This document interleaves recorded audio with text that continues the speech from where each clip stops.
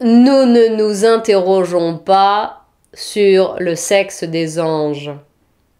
Peut-être parce que les anges n'ont pas de sexe.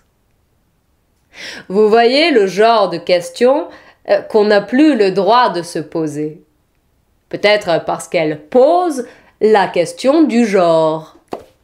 Les garçons qui préfèrent jouer aux filles, les filles qui préfèrent jouer aux garçons, on croit que ce sont des jeux sans lendemain, et le lendemain, on se réveille et on s'aperçoit que ce ne sont plus des jeux, que la confusion des genres a bien eu lieu. Donc il ne faut pas s'étonner après si les mâles préfèrent les mâles et les femelles les mamelles. Ce n'est pas en enfer, c'est au paradis que coule le lait et le miel. Le lait et le miel. Quel rapport avec les homosexuels? Eh bien, il n'y a pas de rapport en soi. C'est nous qui créons les rapports. Nous sommes tous des rapporteurs. Nous avons vu des hommes préférer des hommes, nous avons vu des femmes préférer des femmes, et nous l'avons rapporté. Nous avons ainsi, et pour ainsi dire, forgé des modèles de comportement, inspiré des vocations, inondé les inconscients et substitué l'offre à la demande. L'atypique excite tous les types. Le mélange des genres interpelle les gens. On prend notre revanche sur la nature. On défait ce qu'elle a fait et on lui refait son portrait. Glorifions la culture. Toute culture rebelle à la nature. Je suis ce que j'ai fait de ce que la nature a fait de moi. Libre de choisir mon sexe. Et non, je ne ris pas. C'est la théorie qui a fini par transformer les pratiques. Une fois n'est pas coutume. C'est ce qu'on dit à nos enfants au goûter pour qu'ils ne soient pas dégoûtés lorsqu'ils s'apercevront que les hommes violent les lois de la nature et transgressent les interdits. C'est l'expression même de leur maturité.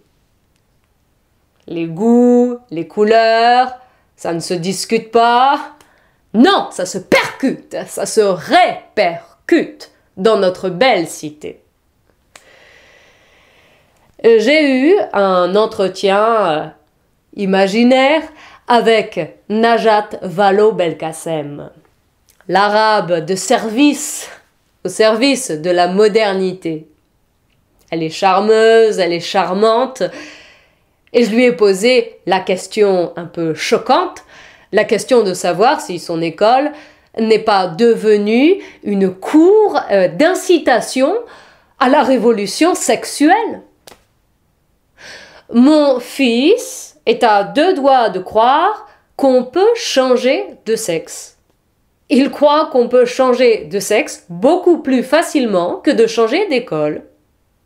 Il sait déjà à 6 ans ce que c'est qu'un hétérosexuel, homosexuel. Moi, je ne le savais pas à son âge.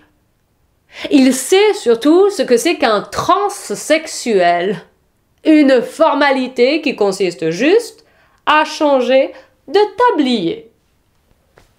Il n'y a que des géométries variables, me dit notre ministre. Plus de pères, plus de repères, il n'y a qu'un monde à refaire.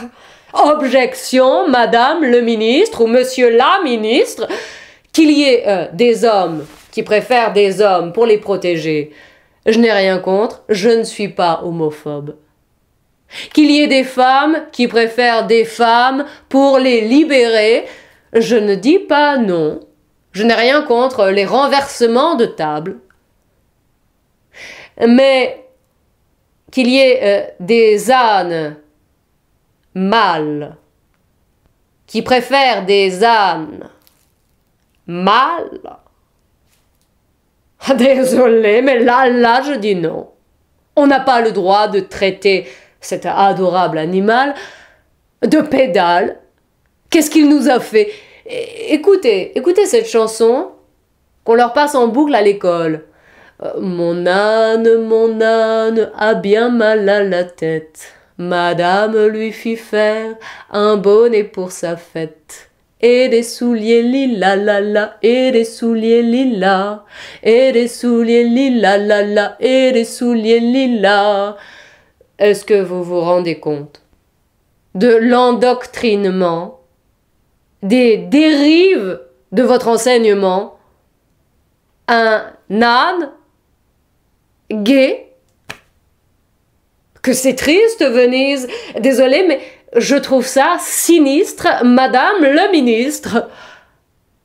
J'ai beau me creuser la tête, j'ai du mal à accepter cette âne tapette comme symbole d'émancipation.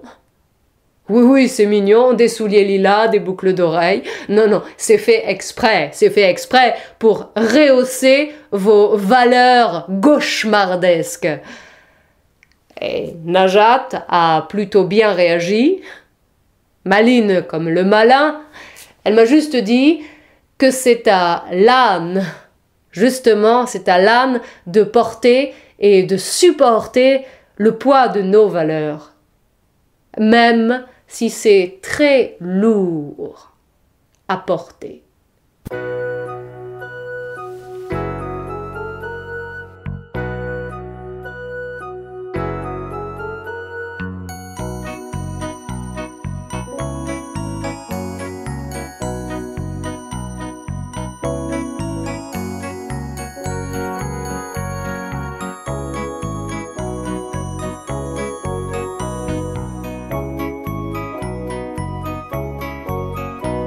Mon âme